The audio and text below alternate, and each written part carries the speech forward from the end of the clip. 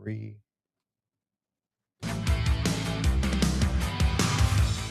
week, we break down real estate investing with real deals, real numbers, and real strategies you can actually use. And I'm learning right alongside you. We'll ask the questions beginners are afraid to ask and show you what it really takes to build wealth through real estate.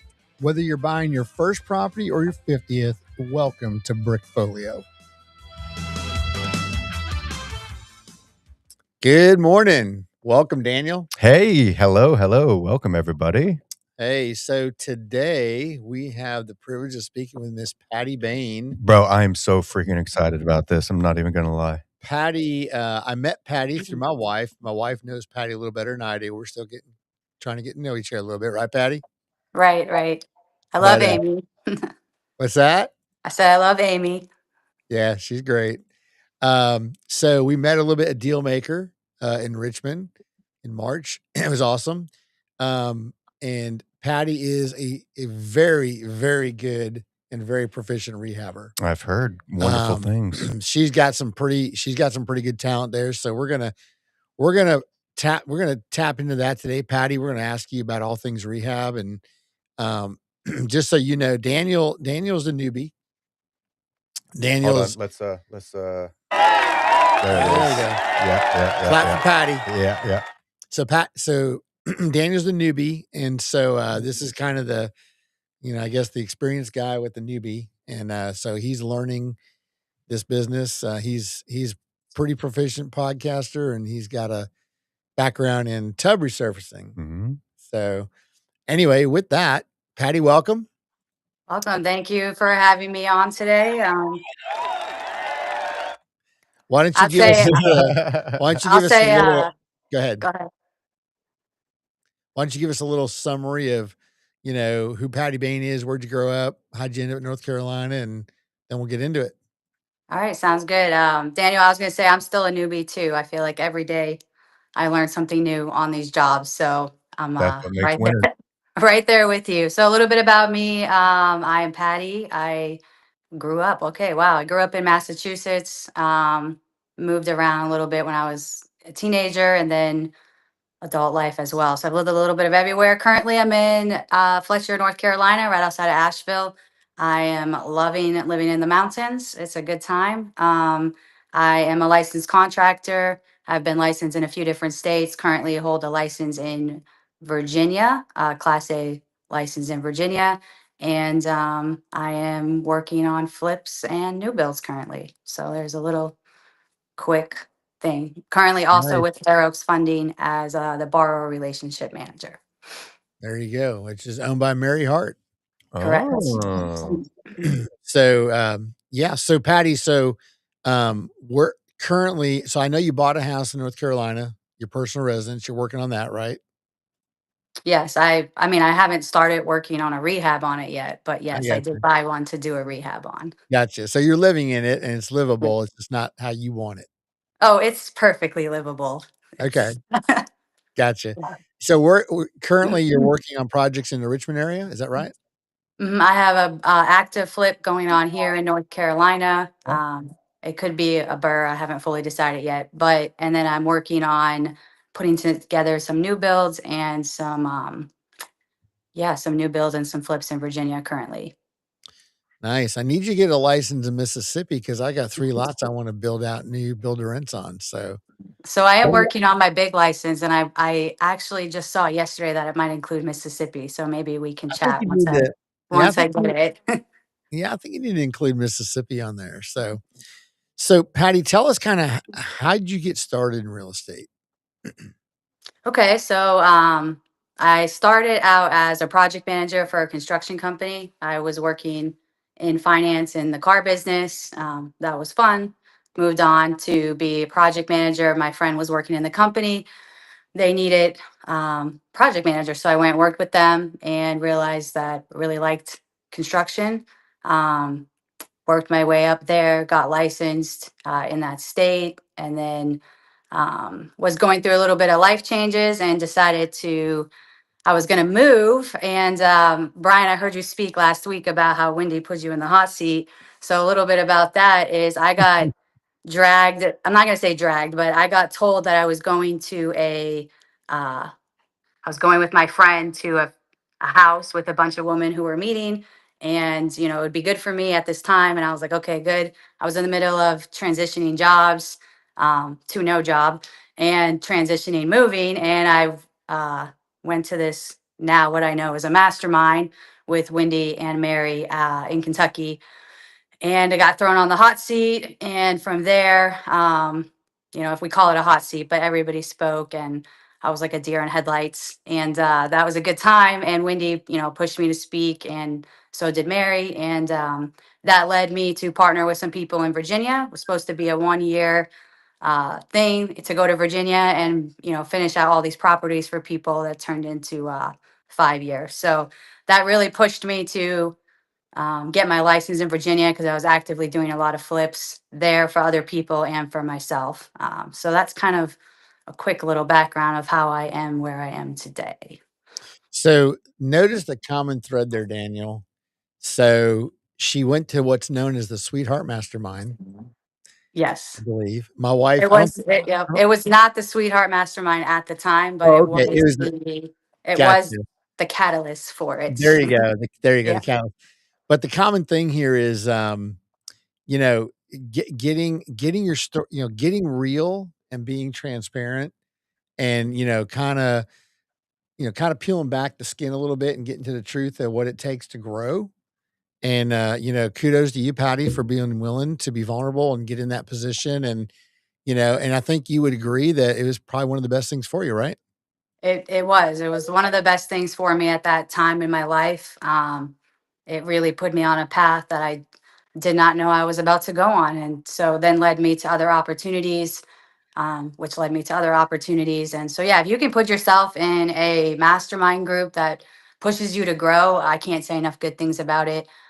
This will be my third or fourth year going to the Sweetheart Mastermind now, and every year I walk away with something that pushes me to be better. So, There you um, go. yeah, definitely a little blurb for that. If you can get in a mastermind, absolutely do it.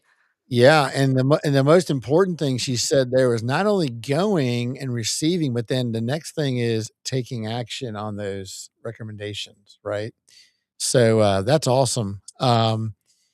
So yeah, and I know we've gone to several masterminds. We're part of several different ones, and they're invaluable because the people there truly are. They're just asking questions, and Wendy has such a way of kind of articulating and getting you to. It's like you answer a question. No, I want more detail. Okay, Right. no, I want more detail. Right, specific. That's not the answer she's looking for. So, No. Yeah, so it's really good. That's great. Okay, yep. so tell us, so I've heard from several people, by the way, Jim Ingersoll being one of them, Wendy being one of them, that you are a very, very good rehabber. You have great processes. You're very diligent, detailed oriented. So maybe talk to us about, and for Daniel's sake and mine, because I'm going to learn something here today too, I'm sure. Take us through kind of like, we'll call it your garden variety. I know every rehab can be different, but just kind of your tactics, your kind of your fundamentals when you're going through a rehab from start to finish. Okay, cool. So I think a lot of people say that, and I agree as well. I'm not saying I don't disagree. I don't agree with this, but they say the profit is made when you buy, right? I do agree with that, but I think a lot of times your profit is lost in not project managing your job correctly. And I see it over and over again. I get calls over and over again every week about, my project isn't moving, my contractors aren't showing up. What can I do here? And when I ask a few questions that lead to a few more questions, what I'm really looking for is, are they systemed out? Are they processed out? Most of the time, it's a you issue, it's a management issue versus it's a contractor issue. I'll say 90% of the time I see that. Do I deal with bad contractors? Absolutely. I'm not saying that they're not out there, but a lot of times I'll say, okay, first question, show me your contract. Oh, well, I don't have one. Okay. Well, how do you hold somebody to something without a contract? So I have four things. I actually just did a project management course on this, and I'm going to do one more before the end of the year. But it's people, paper, process, and pay. And I think that those are very four important things of managing a rehab. And if you don't have all of them in place, you let one slide, it's going to let your whole rehab slide. So the first thing I do is vet, right? People. Um, that goes with everything. So people are very important. Your I contractors are hear very that. important. Sorry, I hear that a lot. You got to vet people. You got to vet people. What exactly does that process look like for you?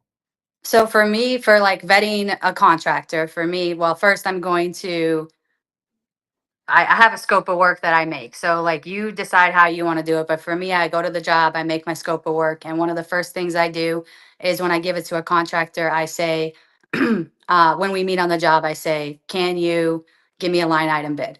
Um, Super simple. Usually my scopes of work are maybe 2.5 pages long. Yes, there might be 45 line items in there, but it shouldn't take you more than 30, 40 minutes if you're an experienced contractor to put a few line item bids, siding 4,000, right? Roof 10,000. Like you can go through that and come up with a pretty good estimate pretty fast. So that's one of the ways that I vet, right? So if they give me back the scope of work and I give that to 3 contractors and 2 of them give me back a scope of work with a line item bid and the third one gives it back to me with a lump sum bid, in my opinion, he's already put himself to the bottom.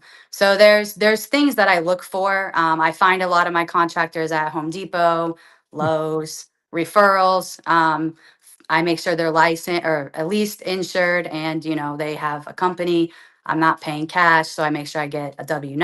I make sure that I do all that vetting before we even get to the job, and you can determine what that looks like for your company, how deep you want to get, but I try to spend a little more time up front on a project. I think a lot of people like to just jump in.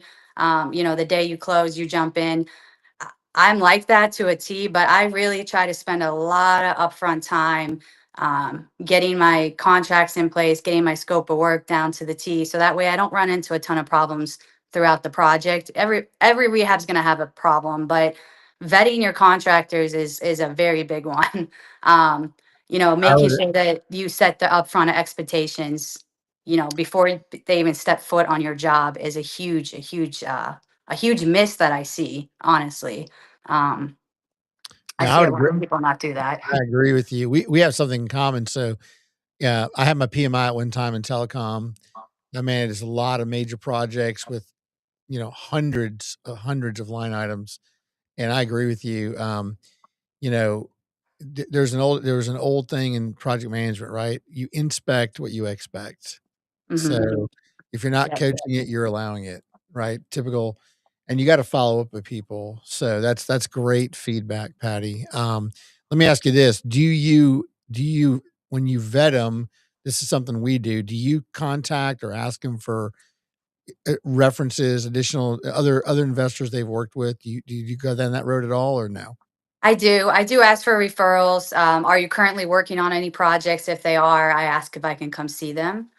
Sometimes, Good. they don't allow that, but it depends. I wouldn't mind if my contractor asked if somebody could come, as long as I was there, walking through and stuff. So I asked that, are you currently working on anything? Can I see it?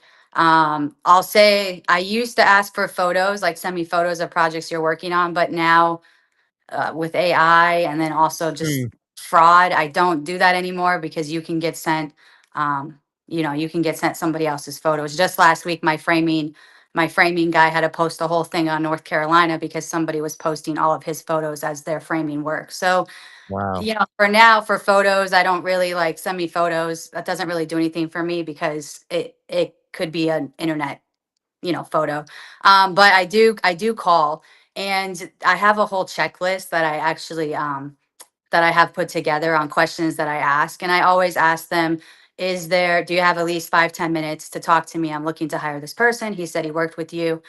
And if they don't have time, I call them back because I don't want this to be rushed. And we're not talking a lot of time. 5-10 minutes is all I'm asking for. So if they say not really, I'm going to call them back. And then I ask, a few questions of, how is it going, right? How did you feel? And I think that sometimes people just take the first answer. I like to look through the fluff. And one of the last questions I ask is, would you hire this person again, or would like to use them on another job? And a lot of times people will pause. And in that pause is where yeah, I would. So I always ask, why'd you pause? Because Right. that's where you're going to find, I find a lot, like you'll have a 10-minute conversation with somebody and then they'll pause and I ask them why they paused. And now this whole other thing came out that they didn't tell me anything about. And I'm like, why did you not just start with that? And it could be things that could be worked through. Maybe communication was a miss on both people's part.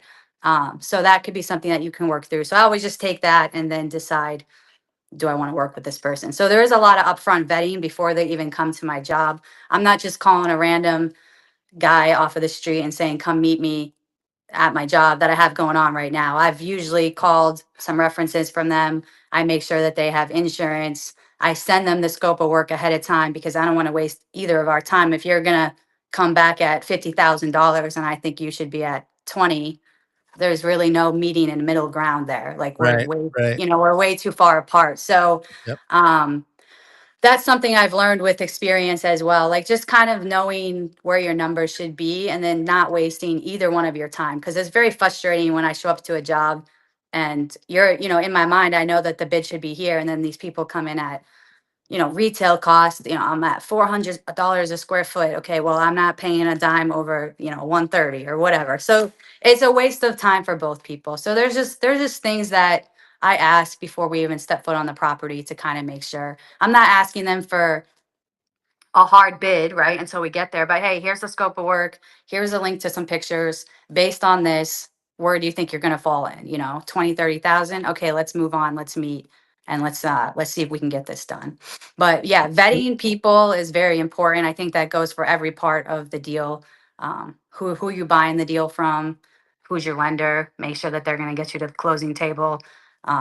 Your contractors are very important, your vendors are very important. There's just so many parts that move that I think people just leave to their contractor. And I think that's a very bad thing to do because it's your money, right? You're the Right. one on the line with your lender, Well, like it's not your or it might contractor. or it So might not be or it might not be your money. It might be your private money right, lender's money, right? right. So you wanna So protect those dollars. yep. Alright, so the first P was people. What was the second P? Paper. So I'm very papered out. This comes from also experience, right? You take a handshake or, you both sign the bottom of a piece of paper. It's a one-page thing that says you're going to do this. Um, but there's nothing else. There's no meat to the bone. So paper for me is I tell them at every draw, you will sign a lien waiver. That's a non-negotiable for me. If that's going to be a problem, then we're already not So let getting me to the stop you a house. minute. So what Right. she's talking about, Daniel, is they're not allowed to file construction lien on her deed. Okay, explain that to me, please. So Patty, can you elaborate on Sure. that? So you have two kind of waivers that you could use, an unconditional and a conditional waiver. And the unconditional waiver is basically at the end of the job, you're going to sign off like you hire me, Daniel, as your contractor, and you've paid me $100,000. I'm going to sign off that yes, I did pay you, or I did receive $100,000. So that way I cannot go put a lien on your property saying that you didn't pay Got it, me. got it, got it, got it. Then there's another one, which is the one I actively use, which is a conditional one. And I think a lot of people miss this. So this is a little tidbit that conditional waiver, like I get that signed when I know a payment's going out. So today, I had payments go out today for my contractors. They went out, I set them up yesterday. They went out this morning. So I met with the contractors yesterday.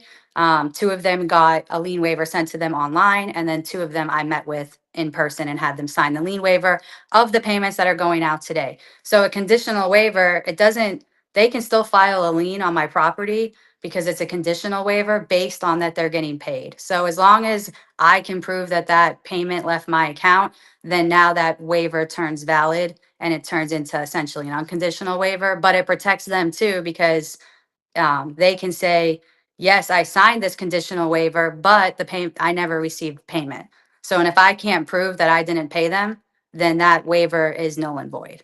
So you definitely want to make sure that anytime you're doing work anywhere that you get lien waivers signed, because if they're not paying their subs, this is something I watch, but if they're not paying their subs or they're just taking the money and pocketing it, they can go put a lien on your property. And if you don't have anything that you can push back on, which I have had this happen, you can be in a world of hurt. We had Mm. somebody try to put a lien on a property 3 days before closing. This came up, and I had a full contract. This goes back to paper too. I have a 17-page contract that goes with every lien waiver, scope of work. And we were contacted by the lawyer, and I basically sent them everything I had. And I said, I never even hired this guy. Like, I have zero proof that I hired this guy. He has zero proof that he was hired by me. My GC, who I had ended up firing anyways during that job, did not pay this company. And the lawyer basically said, yeah, we have no case here. So Mm. dropped it. But if I didn't have a lien waiver or a contract or anything like that, that house would have never sold because we were held up. So very, very important to always get lien waivers from your contractors. Always, Man, always call. that was gold right there. I mean, that was huge. I just learned something there. I'm not doing that. I need to start doing that. That was gold. Yeah, Thank you. it's All it's right. it's a huge that's a huge miss that I see. So I tell people, please, please, please protect your properties the best way that you can. And you can use, a lien waiver. I can send you mine conditional and unconditional ones if you would like, and you can That'd be send them awesome. out to your people. Be You do great. want to check your state and make sure there is a few states that have specific ones that you have to use, and there's a link that you can check that on. I can send that to you as well. But if your state is not on that link, then you are good to use essentially whatever you have. So, Nice. um, All right. yeah. What's the third P? Third P, people, paper, process. So basically how you're going to run the job. So that's what I think about upfront expectations being set. When my contractors start a job with me, there's all the upfront expectations have already been set. How are we going to handle change orders? Because they're going to happen. So we've already discussed this. How are we going to handle the change orders? How are they going to get paid? There's no like, I'm just going to pay you this much amount every week. No, I don't. I pay for work that is completed, not future work that maybe might be done. There's, a process of how permits are going to be submitted if you're pulling permits. Who's in charge of calling in the inspections? Who's in charge and showing up for the inspections, right? Is it you as the project manager? Is it your contractor? You don't want, some states are okay with not showing up. I love to show up for my inspections as many as I can because that saves me time. Like, say it's something super simple of a miss. If you're not there, like, there's a lot of times I can be like, oh, hey, Cody, let me get you a picture by 2 o'clock this afternoon. I'll fix it, I promise. And if I don't have it to you by 2, then you can fail me, but give me to 2. And so, once you build those relationships, there's a lot of times that they'll let something like that slide, right? It's a light bulb missing. They have to fail you, but it's something simple. So that goes back to like relationships, but a process of who's going to show up and talk to that inspector. Because if nobody's showing up, you get failed. It might take you 2 or 3 days to call back in an inspection. If you're hitting a weekend, you just lost 5, 6 days on your project, which is money, right? Do you have a lender on the deal? Most people do. So time is money. You were going to list, now that's holding up listings. So these are just like things that I set up front.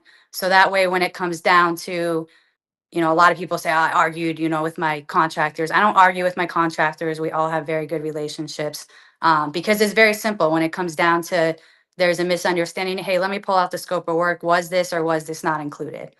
Nope, it wasn't. All right, give me a price on it. Let's move on. It needs to be done. I set up penalties, right? So like there's a lot, that's a thing that I think people don't do. They just give the contractor however long it takes them to do it. No, that's not going to work for me because I get penalties if I don't finish in time. So I calculate a daily cost, and I tell them first week is usually, $75 a day. Second week is 150 a day. Third week is 300. And that varies depending, and that's just a base, but depending on the job, how big it is. So that way they know they're going to get penalized if we're late and it's because of them. Now, if we have a change order, and I tell them that, like, if we have a change order and this adds 3 days to the job, then we're going to write that down and say we're going to give you 3 days, right? So that changes the finish date. But I think that's really big. And then they also get rewarded if they finish early. It's very rare, but it does happen every once in a while.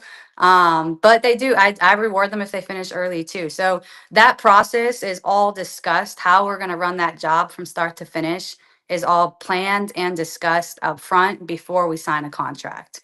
I think the process is very important because a lot of time gets missed if you're like, I don't know what to do, right? I failed inspection. Well, we didn't talk about this. Well, we already have a plan. If we failed inspection, this is what was going to happen. This is who's calling it back in. So just upfront expectations will solve a lot of problems in this business. A lot. Communication. Amen. It's very, very, very big. I do a lot of communicating. I'm on the phone. Follow up. It's very important. So yeah, process it out from start to finish. I ask, as a lender, I see, hey, send me your scope of work. And it's like, we're going to paint, maybe. We don't know yet. We're going to do flooring. We don't know. We're going to do carpet or LVP, or things like that. It's like, this is a 3-week job. Like, you should have this already ready to go. So this is, I think, like I said, I agree with the statement of everything is made in the buy 100%, but you lose a lot of it in the middle if you don't project manage correctly. Agreed. Time is money. Time is money. Time is money. All right. So what's the fourth P? Pay. So how I pay them. How everybody gets paid, right? Before you go there, I'm sorry. So in the process, I want to talk about this because this is so the orchestration, the flow of the project, right? Like the one thing I love about real estate is like it's a house, and not to simplify it or minimize it, but you can standardize and move pretty fast if you really understand the flow of how things should go. So contractors aren't tripping over each other, or you're coming back and doing double work because oh, you did all the painting and the drywall. Oh, but I forgot to get the lights in this room. I got plumbing in that.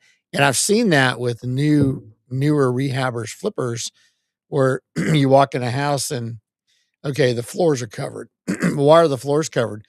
Why'd you do the floors? Like you hadn't painted, you hadn't finished it. Like there's a certain order to things. Can you maybe just extrapolate on that a little bit and how important that Sure. is? Yes, that's so important. There is an order, which is why you, as the project manager, need to be managing that from start to finish, which goes back to the process, right? If you don't know what the order is, then you can't enforce the order. And then your job is just chaotic from start to finish. So, really figuring that out, is this a cosmetic flip? Is this a full gut? I personally love full guts. Like, that's just my niche. I love them.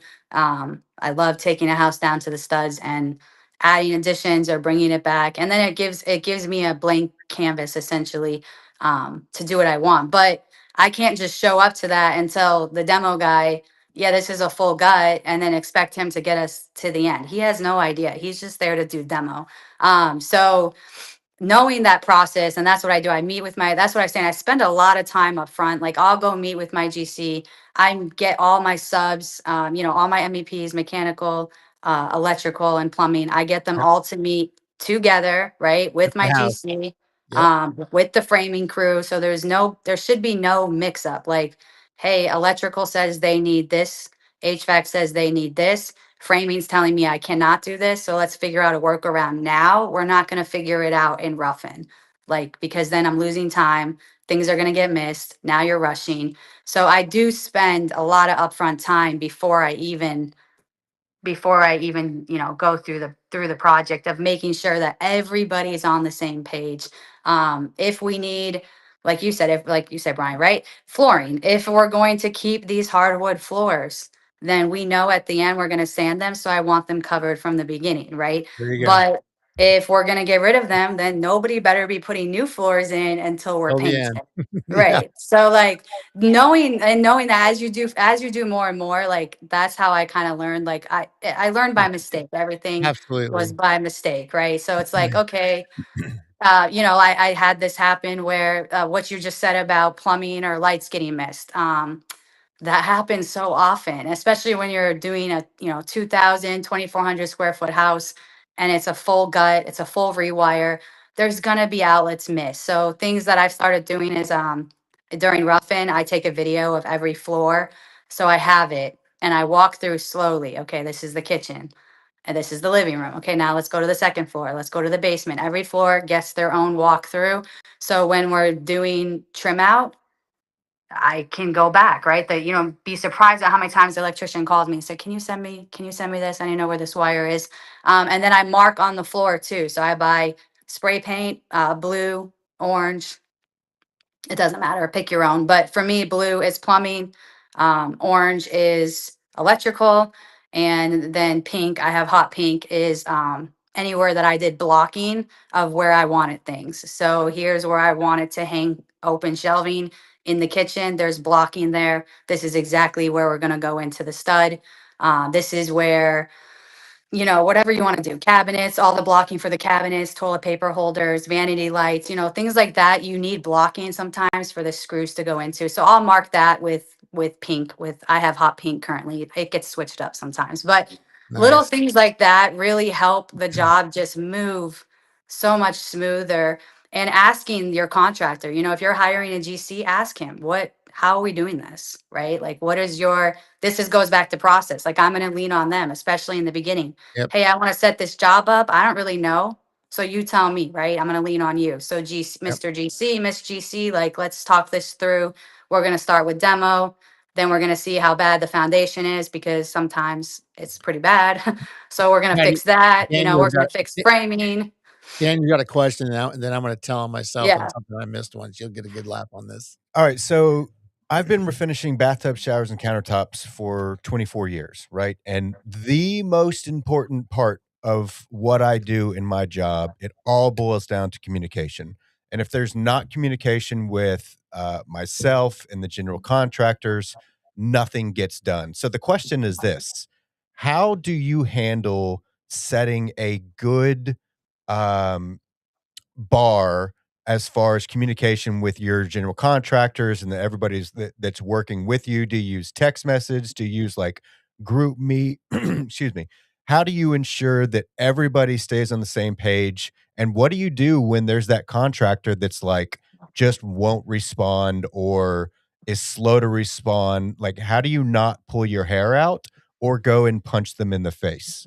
Well, there probably is a lot of behind the scenes punching of the punching bag, but the communication, what you just said, is key, and that's what I tell people. Like, that is key, and that's why you need to be a good project manager. You're running all of this, and if that's what you just said. I see it all the time. One person doesn't know what they're doing, the whole job sits, because then that person, the electrician, tells HVAC, "Oh, I'm waiting on Patty to get me a layout." I was never told I needed to get them the layout. So they're just sitting over there. And then I don't follow up for a week. And then I find out, oh, my job's been sitting for a week because of something stupid and nobody called me. But technically, that's on me for not calling them. So a lot of text messages. I email. So once a week, I do like a walkthrough. I'll text that and email it over. So that way, if they have an office person, we can print that out and see.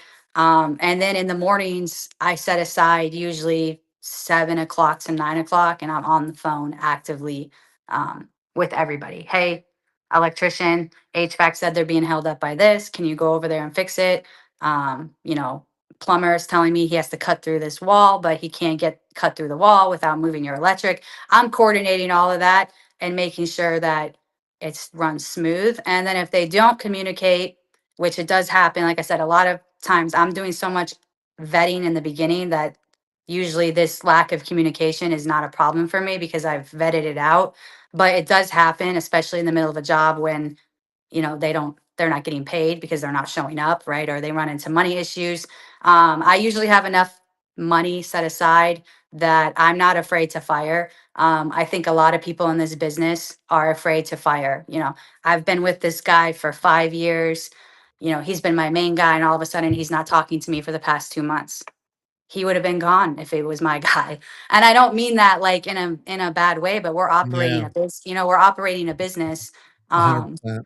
If anybody else, I think of this is also what I see. Like, if people think this is like a hobby, or they treat it as a hobby, and I'm like, are you the business owner? Because this would not be tolerated anywhere else. And that's kind of what I let them know. Like, hey, why are we not communicating? Are you in the hospital? Is something wrong?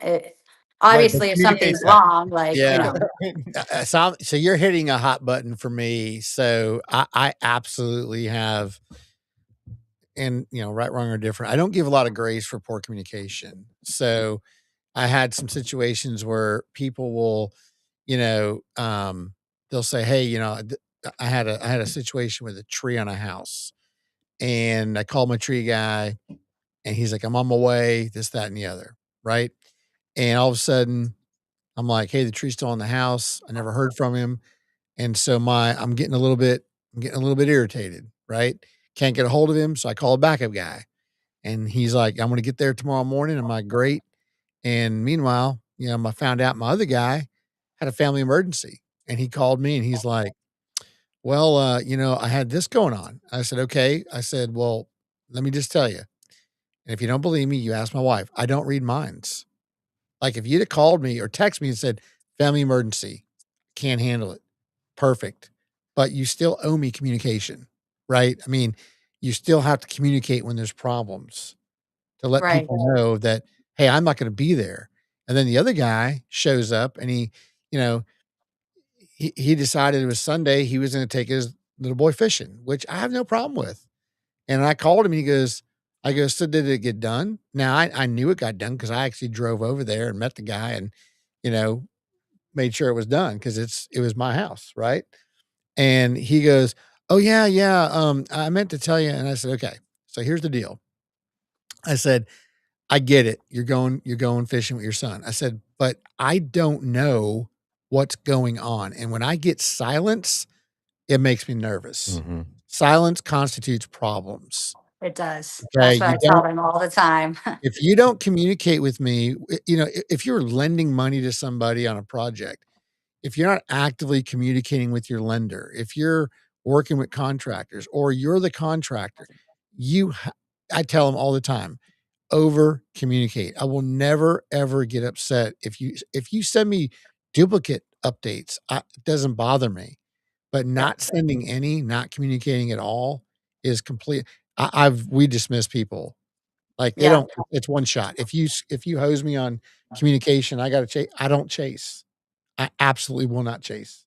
I did it in telecom. I said I'm not doing it. I used to get chastised from my executives for it. I said, "Fine, you want to chase them, you chase them. I lay it out. This is how it is, and we'll work together." But the moment you screw up on communication and you're making me chase you, I'm done. I'm like mentally, you're done.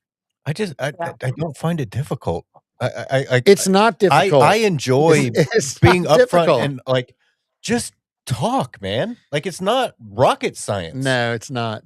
Now, I Yeah. will tell on myself here, Patty. So, our latest project, it's a furnace rental on Marblehead. So, and my main contractor didn't catch it. His guys didn't catch it. Amy didn't catch it, and I caught it at the very end. So, we're walking through this house. We're ready to start furnishing, and I go into the one bedroom, and I'm looking at the windows. And they had the blinds up, so I raised all the blinds. I'm looking at the windows, making sure they're secured, following up my guys, and I notice I've got so it's a horizontal window, Patty, probably about 3 feet long, 3 by 3, right? Okay.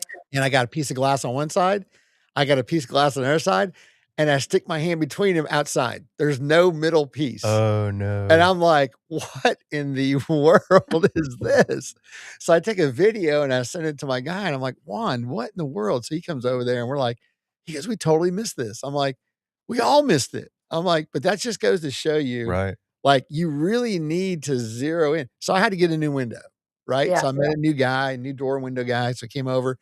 It's the only horizontal window in the entire house. And it's on the opposite side where the HVAC is. And I'm like, it's crazy. It's like, and I only discovered it because when I put in internet, my fiber was right there.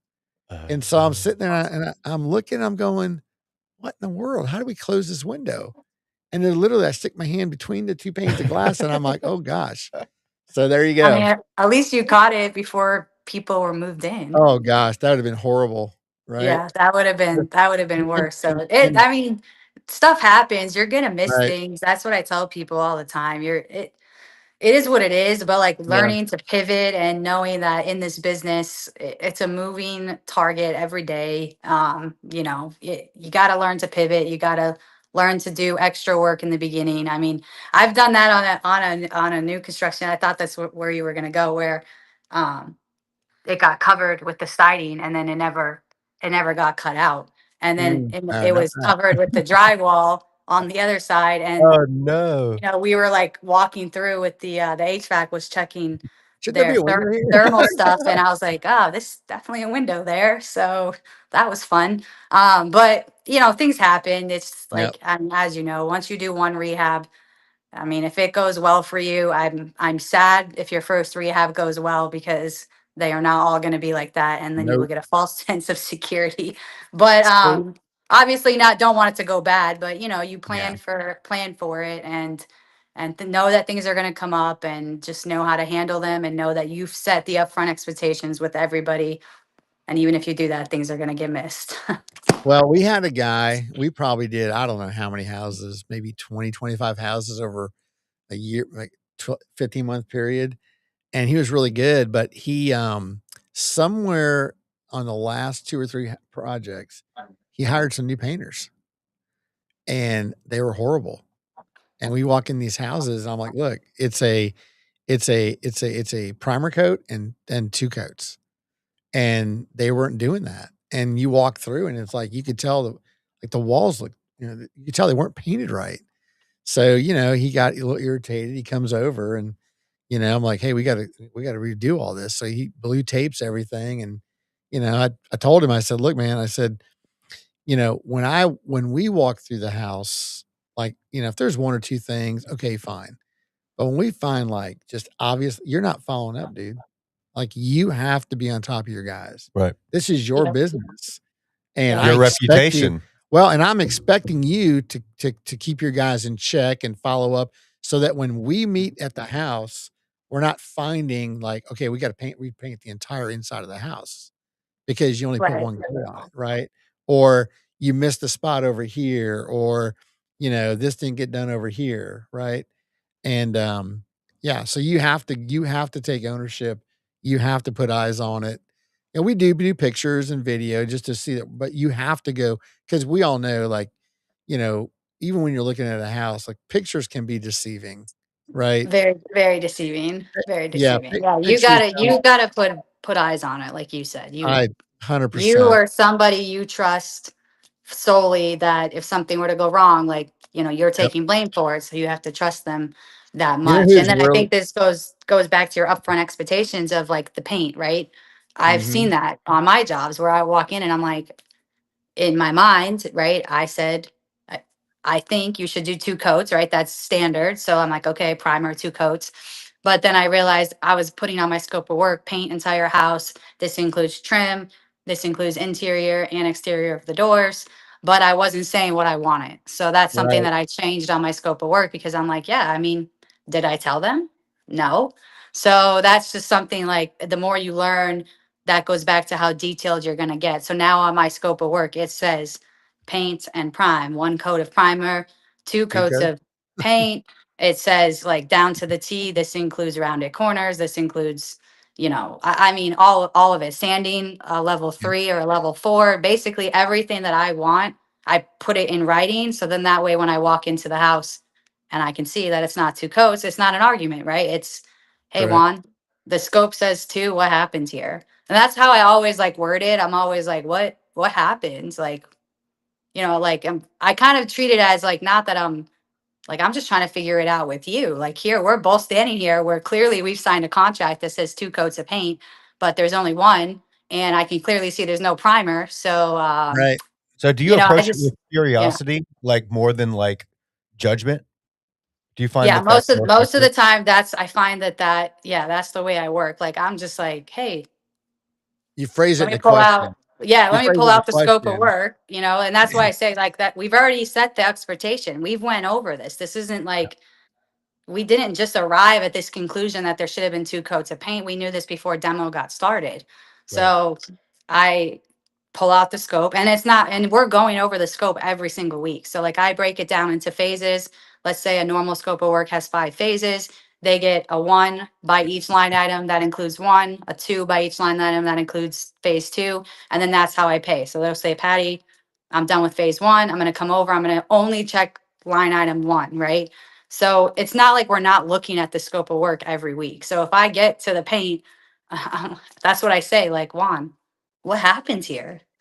and kind of just like a little lighthearted because I know I'm not paying for this. Right. So, and you know that you're going to pay for it because I have a signed scope of work in my hand that we have both signed. We've both went over. So I kind of approach it that way. I don't like confrontation, especially with jobs, because I feel like that creates contention and then that creates, guys not showing up. I like to have a good relationship. I hang out with the guys, we have beer Fridays. They work together very well. I build good crews that way. So, but that didn't come from me just letting them get away with everything. They also know that there's a standard that I want them to hit. And if they're not going to hit that standard, then I'm not going to put up with it very Go work long. for somebody else. Yeah. Sounds Right. like you Right. have healthy boundaries, which is fantastic. Yeah, it's awesome. Yes. That's awesome. Okay, so the 3 Ps again, repeat those again. So for people, paper, process, pay. So just setting People, that up. people, process, people, People, paper, process, pay. process, pay. Yep. 4 Ps. I love it. 4 I do Ps. like that. 4 That's Ps. awesome. People, process, Paper, pay. paper. Don't forget Yeah, that paper, paper. process, Brian. pay. The paper is the People, most paper. important part. Yes, you're right. Yeah. I left it out. Good Yeah. deal. That's awesome. Daniel, what other questions do you have? I don't know. This is a little bit more. Let me do that, and let me do that. I don't know. This conversation's been a little bit more in my wheelhouse just because I've been around construction guys and work sites for so long. So I don't know. I don't have a ton of questions right now. You kind of answered everything that I could have ever imagined, but this has kind of made me feel a little bit more comfortable about, while I've seen these projects and things go on for over 2 decades. My plan is to be tackling the kind of what you're doing more in the future, as far as investing in real estate, doing flips, being in charge of making sure everybody's on the same page, communication, and making sure that the scope of work is executed properly. So this has really, really been a phenomenal opportunity for me to learn from somebody that's really phenomenal at it. So thank you so much. I really appreciate it. So I got Yeah, one. but Sorry, I was going to interject something. So Pat, we didn't talk about this, but this is another pet peeve. Maybe it's yours too. So keeping the job site clean, right? So,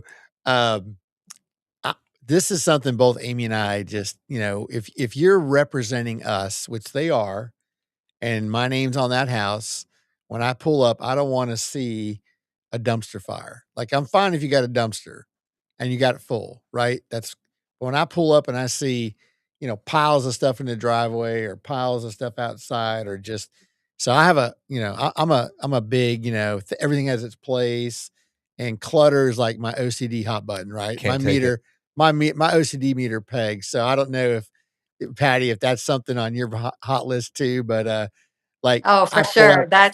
I think it's something that most people don't talk about, but it absolutely is. A lot of times, if I'm hiring somebody new, so like here in North Carolina, I'm building my teams back up. This is a new project for me. I haven't worked in North Carolina before. So it's been fun going back to the basics for myself and being like, okay, maybe I got a little slack with my guys, but just building that up. And a lot of times when I'm hiring a GC, the first thing I have them do is demo, which is not a fun part. No. Nobody likes demo, right? But if I can show up to demo day and yes, it's messy, there's drywall, but it's all in the dumpster. And then at the end of the day, I show up and they have broom swept the drywall dust. I'm like, you are my contractor for the next 100 Yep. jobs, right? Yep. But if I show up and it's messy every day, and I tell them that, I say this is a really big, if I have to talk to you about trash or cleaning up after yourself, I tell them it's a very big indicator of how I'm going to move forward, because if you're this sloppy now on something Yep. that doesn't even matter, you're going to be sloppy in my job. And that's not a matter of like, if it happens, it's going to happen. I've seen it I over agree. and over and I over again. agree. If they are sloppy in the beginning, or you are in a sloppy job site, they're sloppy. I guarantee you their paperwork is sloppy. I guarantee you they're not getting lien waivers from their subs. and then your job becomes sloppy. So yes, I'm with you on that, Brian, 100%. That is a big pet peeve of mine. Well, I do not also like a messy job site. let me also add, like you bought a house and you're in a neighborhood and you got neighbors, right? And so like us, we're big buy and hold. So I'm there for the duration, right? And I want to meet my neighbors. I want them to tell me, I meet all my neighbors. I tell them who I am, what I do, and we get great rapport. And I want them to tell me before they call, we have furnished rentals, like, what we do. And, if someone shows up and there's an issue, I want them calling me, right? I want them to, but I also want to be respectful. And I tell the guys all the time, hey man, don't make my neighbors call me. Don't make the neighbors call the city. We don't need, city inspectors coming by here going, hey, what's going on over here? Right. Yep. Why does it look like a friend of mine, they're flipping a house right around the corner from us. And, I would drove by there twice the other day and I called her and I said, hey, house looks great. I said, I saw you put all that sod down. Yeah. We had to do it. I hated it. I said, yeah, you got a big pile of trash next to the garage. Did you know that? No, he was supposed to clean that out. And I'm like, well, he didn't. He And didn't. and your realtor's coming by the house when? Tomorrow. I said, "Okay." I just, I'd want someone to call me if it was my house, so and I drove by there yesterday and it was still there. And they're supposed to Yeah, live I'm like, that's "That" and it's in their front yard, right? It's not in the back. right. It's not it's not like there's a dumpster next to the house, they just need to go take it away. It's just little things like that, just it sounds trivial, but you know what? How you do anything is how you do everything. It's not Yeah. trivial at all. No, Yeah. how you do anything is how you do everything. And if you That want was to work with like good people, right? And you want Yep. to work with good subs, there's a lot of, if you find really good subs that you want to work with, they're also not going to work at a messy job site. No, So if you keep a messy job site, you're only now attracting more messier subs, and no, the you're job just gets messier. I so just, yeah, so it's huge. Daniel trained a guy, his protege, I'll call him. And the one thing he used to tell me, he goes, "Man, when I go into your houses, like they're clean. I mean, I know they're being rehabbed, but like there's no dust on the floor, there's not debris. He goes, we go in, we do our job, we leave, and because what you do, you tape everything up. It can get messy, it's got some smell, right? Yeah. But I mean, no. well, but I'm saying I've got it down to well, a science. but you can tell it's been glazed, right? Yeah. I mean, No. okay, No. well, I haven't used you yet, so I'm gonna use you. But anyway, what he told me was like we went into one house and like, you know, the guys were upset. My client was upset because he's like, well, I think your guy did this. I'm like, no, he didn't do that. That's from your contractor. Look at the paint drippings around the where he was painting good night, the quarter round. Right. I'm like, he dripped paint on the floor. That's not from my tub guy. My tub guy's Right. working in the bathroom. I'm like, Yeah. you got stuff all over the floors. I mean, you had these floors uncovered now, and whoever came in here to do some work, so he called his contractor and he goes, oh, yeah, I guess my dad. So he comes back in there and he had to clean it up. I'm like, dude, why are you painting when should not be painting at that point, right? The Ugh. floors are done. The last thing we're doing, like the last thing I ever do is have you come in. Like that's the last, Right. That's like you're the yeah. last guy in the house. And then Yeah. my cleaner comes in and Right. cleans the house. And this is another thing that I just, I've come across this with contractors that I've worked with at job sites. If something happens, just freaking take accountability. Say, you know Yes. what? I messed up. I'm gonna make it Yes. right. Don't I can't tell you how many times. Don't Oh, well, hide that it. was this guy, that. No, just take accountability, man. Just say, you know what? It happened. I'm sorry. I'm gonna make it right and move on. That's exactly It's right. not hard. We had a And guy we that's worked with. One of the first guys we worked with, someone told us, yep, you're going to get a contractor and the first 2 jobs are going to go great. But when the job 3 is when you normally terminate them.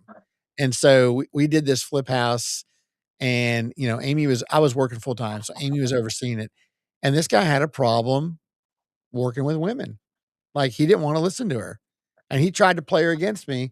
And the day I fired him, I walked in there and he started, I'm like, look, man, you got to be like 3 shades of stupid to think you're going to try to pit me against my wife. Sounds like 4 shades, I would say. I'm like, are you kidding me? I go, you know what? You just fired yourself. He goes, excuse me. I said, pack up your crap, you're done. And then he's like, and I've got some experience in the corporate world. Unfortunately, you have to fire people sometimes, and I can't say it's always a problem. There was one time I fired somebody and it was like Trump. I was like, "You're fired." And I smiled and I walked her out and I felt good about it. That's another story for another time. But anyway, um, but yeah, I mean, it's like, you walk in and he's just he gave me and it was my fault, Patty, because he kept saying, "Well, I'm gonna be done Friday. Well, I'm Right. gonna be done Friday." And I let it go for like 2.5 weeks. And I'm like, "No, this is on me." I'm like, "You're done Yep. today. Like, if it's not done today, you're done." Yep. So And anyway, that's what I tell them too. Like I give it to them, like, okay, you told me it's gonna be done Friday. It's not. Okay, I'm gonna let you when are you telling me it's gonna be done again? Okay, Wednesday. Okay, Wednesday I show up, it's not done. Like, that's probably it for me, right? Like, yeah, and it's just, and I like what you said about the neighbors too. I think that's huge. That's also something that I don't see a ton of people do. I have a letter. At every job I do, it's, has my company logo on the top. It's customized. Well, it's standardized and then customized to just replace the address for whatever house I'm doing. And I drop it off. I hand deliver it to every neighbor on the block. And, I let them know, like, and in the letter it says we'll only be working during these hours. If they're working after or before these hours and it bothers you, call me. If you have an issue with them parking somewhere, call me. Because yeah, you want to handle all that before it gets to the city. Once the city gets involved, it's game over, right? They can do whatever they yep, want with you. So yep, I always want to be like you said. I really like that you said that and hit on that because I think a lot of people miss that. Like, you want to be the first call before they call the city, before they call parking, wars or whatever they're going to call, before they yep, call because the code ordinance, noise ordinance, because your guys are working at 6:30 yep. instead of 7. So That's I right. try to get ahead of all that. And then, when I talk to them, I let them know, like, hey, sometimes on Fridays, come over, hang out with us for an hour if you want. Or like I want them to call me. I want to be the Yep. first call, right? And then I tell, like you said with the guys, like I tell them, hey, the neighbors are gonna call me if this trash is out here. I really hope you're getting rid of it today.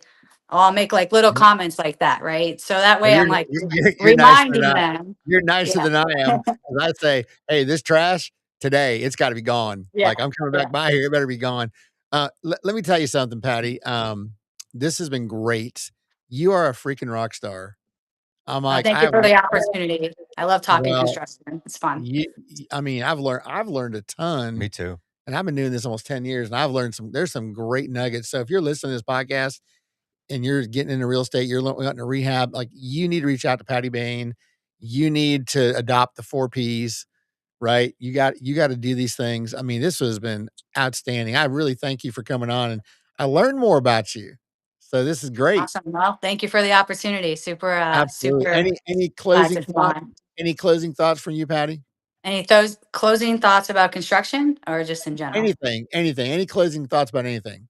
Well, Fi I final think don't be afraid to jump into something, don't be afraid to take a risk. That was a big thing for me. I didn't know where my direction was going, but I was not afraid to listen to people that are smarter than me and were already where I want to be in life. And then I'm a risk taker. So take the risk, calculate it, take it and run with it. There you go. This is fun. We only have one life, right? That's right. Daniel, any parting shots? No, this has just been fantastic. Thank you so much, Patty. I've learned a tremendous amount from you this morning, and I'm just so grateful to be in this seat, be in this room, and to be able to learn from people that are killing it in the industry. So So I just came up with a new name, Patty Bane, the rock star rehabber. I love it. Rockstar rehabber. All Rock right. star rehabber. I I love it. gotta live up to it. I don't think you're gonna have any problem. Well, Awesome. super All right. appreciate you guys having me on today.